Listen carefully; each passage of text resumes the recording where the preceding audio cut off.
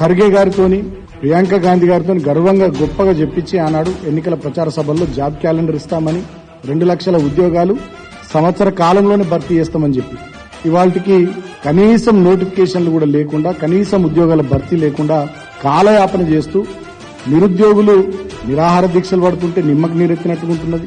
నిరుద్యోగులు రోడ్ల మీదకి వచ్చి ఆందోళనలు చేస్తుంటే పోలీసులతో వాళ్ళని కొట్టించడాలు, అరెస్టులు చేయించడాలు, కేసులు పెట్టియడాలు, కోచింగ్ సెంటర్ల నిర్వాహకులకు ఫోన్లు చేసి మీ దగ్గర కోచింగ్ తీసుకునేటటువంటి వాళ్ళు రోడ్ల మీదకి వచ్చి ఆందోళనలు చేస్తున్నారు, వాళ్ళని కంట్రోల్ చేసుకోండి అని బెదిరియడాలు, నిరుద్యోగులు వాట్సాప్ గ్రూపులు క్రియేట్ చేసుకుని వాళ్ళకు సంబంధించినటువంటి విషయాల మీద చర్చించుకుంటే ఆ వాట్సాప్ గ్రూప్ అడ్మిన్లను బెదిరియడాలు పోలీసుల చేత, ఇట్లా అనేక రకాలైనటువంటి దుర్మార్గపు పనులు కాంగ్రెస్ పార్టీ నాయకులు చేస్తా ఉన్నారు. అంటే ఒడ్డెక్కేదాకా ఓడమల్లన్న, ఒడ్డెక్కినాక బోడమల్లన్న అన్నట్టు ఇవాళ కాంగ్రెస్ పార్టీ నాయకుల పరిస్థితి తయారైంది.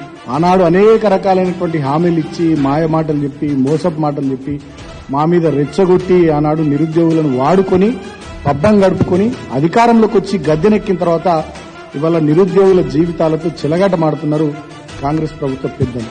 7 నెలలు అవుతుంది, ఇంకొక 5 నెలలైతే సంవత్సరం అయిపోతుంది. జాబ్ క్యాలెండర్ లేదు, 2 లక్షల ఉద్యోగాలకు సంబంధించిన జాబ్ క్యాలెండర్ లేదు.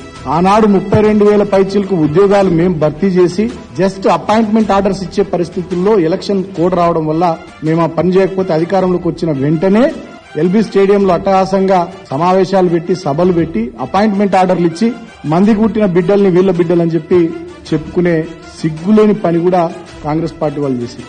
ఆ 32,000 ఉద్యోగాలను కూడా ఇప్పుడు ఇళ్ల కలుపుకొని ఇంకో 170,000 ఉద్యోగాలకు సంబంధించి ప్రయత్నాలు చేస్తున్నామని కల్లబొల్లి మాటలు చెప్తా ఉన్నారు. దీనికంటే దుర్మార్గం ఇంకోటి లేదు. నిరుద్యోగులు అన్ని విషయాలు కూడా గమనిస్తా ఉన్నారు. వాళ్ళు పెద్ద ఎత్తున ఆందోళన చేస్తా ఉన్నారు.